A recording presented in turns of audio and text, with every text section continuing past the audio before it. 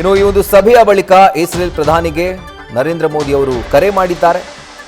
Israel Iran ನಡುವೆ ನಡೀತಿರುವಂತಹ ಯುದ್ಧದ ಬಗ್ಗೆ ಅವರು ಚರ್ಚೆ ಮಾಡಿದ್ದಾರೆ.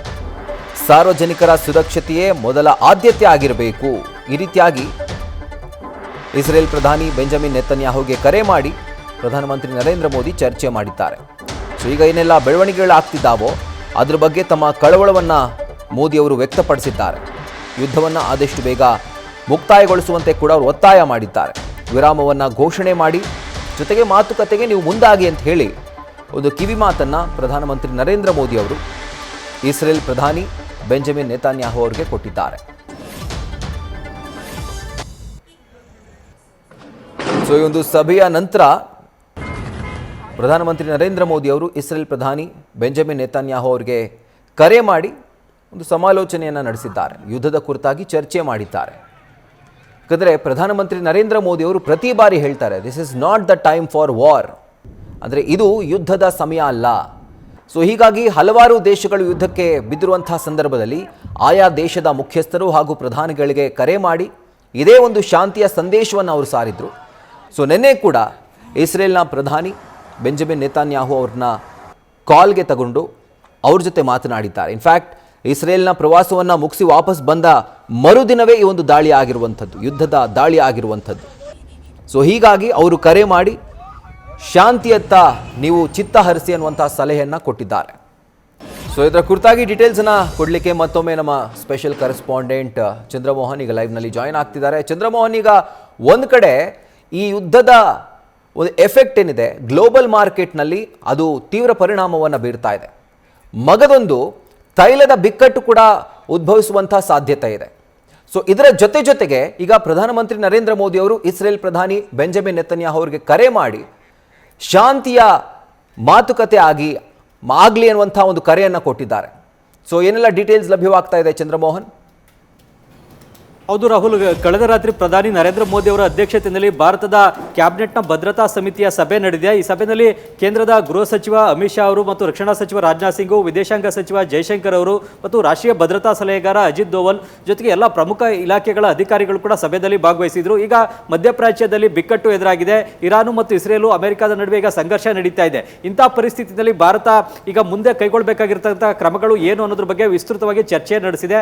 ಮುಖ್ಯವಾಗಿ ಈಗ ಮಧ್ಯಪ್ರಾಚ್ಯ ಆಗ್ಬೋದು, ಇರಾನು ಮತ್ತು ಇಸ್ರೇಲ್ ಈ ದೇಶಗಳಲ್ಲಿರ್ತಕ್ಕಂತಹ ಭಾರತೀಯರ ರಕ್ಷಣೆಗೆ ಭಾರತ ಏನೇನು ಕ್ರಮಗಳನ್ನು ಕೈಗೊಳ್ಳಬೇಕು ಅನ್ನೋದ್ರ ಬಗ್ಗೆ ಚರ್ಚೆಯನ್ನು ನಡೆಸಲಾಗಿದೆ. ಮುಖ್ಯವಾಗಿ ಇರಾನ್ ದೇಶದಲ್ಲೂ ಕೂಡ ವೈದ್ಯಕೀಯ ವಿದ್ಯಾಭ್ಯಾಸವನ್ನು ಮಾಡಲಿಕ್ಕೆ ಜಮ್ಮು ಕಾಶ್ಮೀರದ 1200 ವಿದ್ಯಾರ್ಥಿಗಳು ಸೇರಿದಂತೆ ಭಾರತದ 3000 ವಿದ್ಯಾರ್ಥಿಗಳು ಹೋಗಿದ್ದಾರೆ.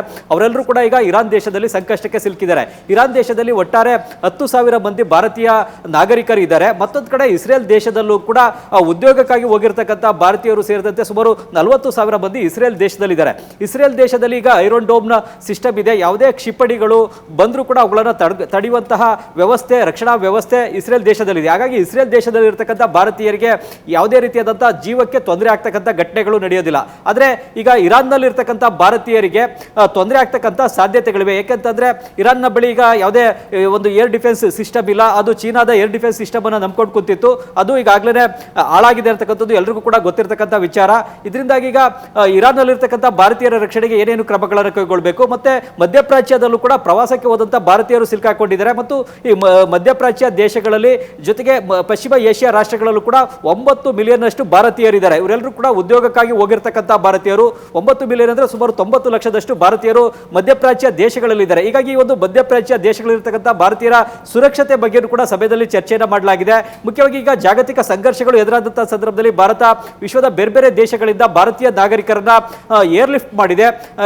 ಏರ್ ಇಂಡಿಯಾವನ್ನು ಬಳಸಿಕೊಂಡು ಏರ್ ಲಿಫ್ಟ್ ಅನ್ನು ಮಾಡಿದೆ ಮತ್ತು ಭಾರತೀಯ ವಾಯುಪಡೆಯ ವಿಮಾನಗಳನ್ನು ಕೂಡ ಬಳಸಿಕೊಂಡು ಏರ್ ಲಿಫ್ಟ್ ಅನ್ನು ಮಾಡಿದೆ. ಹೀಗಾಗಿ ಈಗಿನ ಯುದ್ಧದ ಸಂಕಷ್ಟದ ಪರಿಸ್ಥಿತಿಯಲ್ಲಿ ಬೇರೆ ದೇಶಗಳಲ್ಲಿ ಸಿಕ್ಕಾಕೊಂಡಿರ್ತಕ್ಕಂಥ ಭಾರತೀಯರನ್ನ ಏರ್ ಲಿಫ್ಟ್ ಮಾಡಬೇಕಾ ಬೇಡವಾ ಅನ್ನೋದ್ರ ಬಗ್ಗೆ ಚರ್ಚೆಯನ್ನು ನಡೆಸಲಾಗಿದೆ. ಅಂದ್ರೆ ಈಗ ಮಧ್ಯಪ್ರಾಚ್ಯದ ರಾಷ್ಟ್ರಗಳಲ್ಲಿ ವಾಯು ಪ್ರದೇಶವನ್ನು ಬಂದ್ ಮಾಡಲಾಗಿದೆ, ಏರ್ಪೋರ್ಟ್ಗಳನ್ನು ಬಂದ್ ಮಾಡಲಾಗಿದೆ. ಹೀಗಾಗಿ ಈಗ ತಕ್ಷಣಕ್ಕೆ ಏರ್ ಲಿಫ್ಟ್ ಅನ್ನು ಮಾಡ್ಲಿಕ್ಕೆ ಆಗೋದಿಲ್ಲ. ಯಾಕೆಂದ್ರೆ ಆ ದೇಶಗಳಿಗೆ ಭಾರತದ ಯಾವುದೇ ವಿಮಾನಗಳು ಹೋಗ್ಲಿಕ್ಕೆ ಆಗೋದಿಲ್ಲ. ಹೀಗಾಗಿ ಇನ್ನೂ ಸ್ವಲ್ಪ ದಿನಗಳ ಕಾಲ ಕಾಯಬೇಕಾದಂತಹ ಪರಿಸ್ಥಿತಿ ನಿರ್ಮಾಣ ಆಗಿದೆ. ಆದ್ರೆ ಈಗ ಇರಾನ್ನಲ್ಲೂ ಕೂಡ ಸಂಘರ್ಷದ ವಾತಾವರಣ ಮುಂದುವರೆದಿದೆ.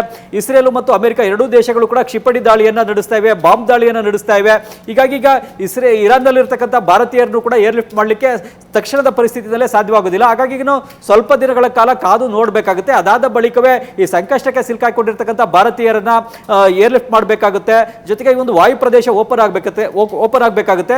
ಅದಾದ ಬಳಿಕವೇ ಭಾರತದ ವಿಮಾನಗಳು ಈ ದೇಶಗಳಿಗೆ ಹೋಗಿ ಭಾರತೀಯರನ್ನ ಏರ್ಲಿಫ್ಟ್ ಮಾಡಿಕೊಂಡು ಬರಲಿಕ್ಕೆ ಸಾಧ್ಯ ಆಗುತ್ತೆ. ಹೀಗಾಗಿ ಈಗ ಭಾರತೀಯರು ಯಾವ್ಯಾವ ದೇಶದಲ್ಲಿದ್ದರೂ ಅಲ್ಲಿರ್ತಕ್ಕಂಥ ಭಾರತೀಯ ರಾಯಭಾರ ಕಚೇರಿಗಳನ್ನೇ ಸಂಪರ್ಕವನ್ನು ಮಾಡಿ ತಮ್ಮ ಬಗ್ಗೆ ಮಾಹಿತಿಯನ್ನು ಕೊಡ್ತಕ್ಕಂಥದ್ದು ಮತ್ತು ರಾಯಭಾರ ಕಚೇರಿಯಿಂದ ಏನಾದರೂ ನೆರವನ್ನು ಬೇಕಾದರೆ ಪಡ್ಕೊಳ್ತಕ್ಕಂಥದ್ದು ಮತ್ತು ಸುರಕ್ಷಿತ ಸ್ಥಳಗಳಲ್ಲೇ ಇರಬೇಕು ಅನ್ನುವ ಸೂಚನೆಯನ್ನು ಆಯಾ ದೇಶಗಳಲ್ಲಿ ಇರತಕ್ಕಂಥ ರಾಯಭಾರ ಕಚೇರಿಗಳು ಕೂಡ ಭಾರತದ ನಾಗರಿಕರಿಗೆ ಕೊಟ್ಟಿವೆ. ಈಗ ಕರ್ನಾಟಕದ ಸಾಕಷ್ಟು ಸಂಖ್ಯೆಯಲ್ಲಿ ಪ್ರವಾಸಿಗರು ದುಬೈ, ಅಬುದಾಬಿ ಸೇರಿದಂತೆ ಮಧ್ಯಪ್ರಾಚ್ಯ ದೇಶಗಳಿಗೆ ಹೋಗಿ ಅಲ್ಲೇ ಸಂಕಷ್ಟಕ್ಕೆ ಸಿಲುಕಾಕೊಂಡಿದ್ದಾರೆ, ಏರ್ಪೋರ್ಟ್ಗಳಲ್ಲೇ ಸಿಲುಕಾಕೊಂಡಿದ್ದಾರೆ ಮತ್ತು ತಾವು ಇದ್ದಂಥ ಹೋಟೆಲ್ಗಳಲ್ಲೇ ಸಿಲುಕಾಕೊಂಡಿದ್ದಾರೆ. ಹೀಗಾಗಿ ಆ ಎಲ್ಲ ನಾಗರಿಕರು ಕೂಡ ತಾವು ಎಲ್ಲಿ ಯಾವ ಸ್ಥಳದಲ್ಲಿ ಇದ್ದಾರೋ ಅಲ್ಲೇ ಒಂದು ಸುರಕ್ಷಿತ ಸ್ಥಳಗಳಲ್ಲೇ ಇನ್ನೂ ಸ್ವಲ್ಪ ದಿನಗಳ ಕಾಲ ಇರಬೇಕಾದಂಥ ಅನಿವಾರ್ಯ ಪರಿಸ್ಥಿತಿ ಈ ಒಂದು ಯುದ್ಧದಿಂದಾಗಿ ಉಂಟಾಗಿದೆ.